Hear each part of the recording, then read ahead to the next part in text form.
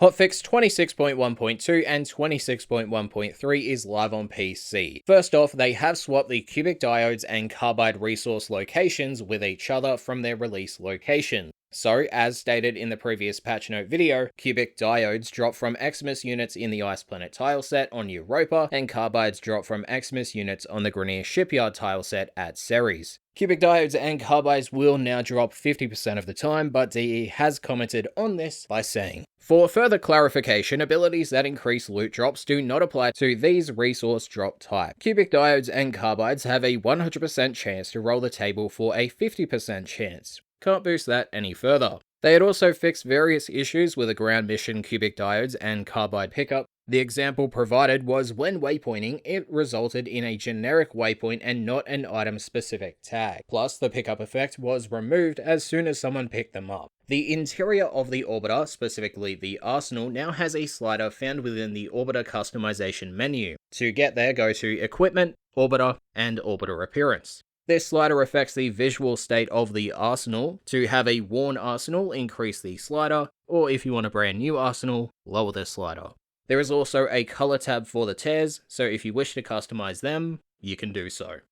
DE has also stated this slider will affect the other rooms at a later date, when they release the updated versions of those areas.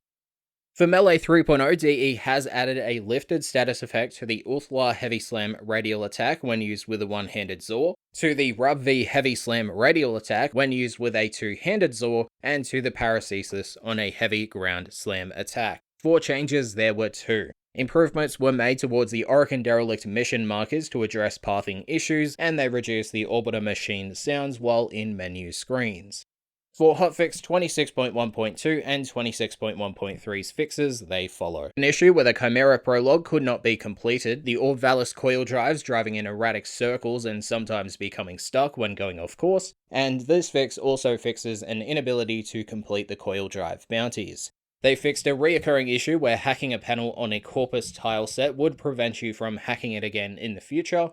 A potential fix was made towards Stalker not remaining in the mission if a host migration occurs while he was out for blood, a low number of spawns in the second Rising Tide quest mission, companions getting distracted by roller floofs while being viewed in the arsenal, making them near impossible to customize, some dry dock skyboxes appearing rotated, an inability to revive after getting clocked by a submersible mine underwater, and the Ordis volume slider option applying to size transmission volume. The Cephalon side transmissions will now be affected by the transmission volume slider.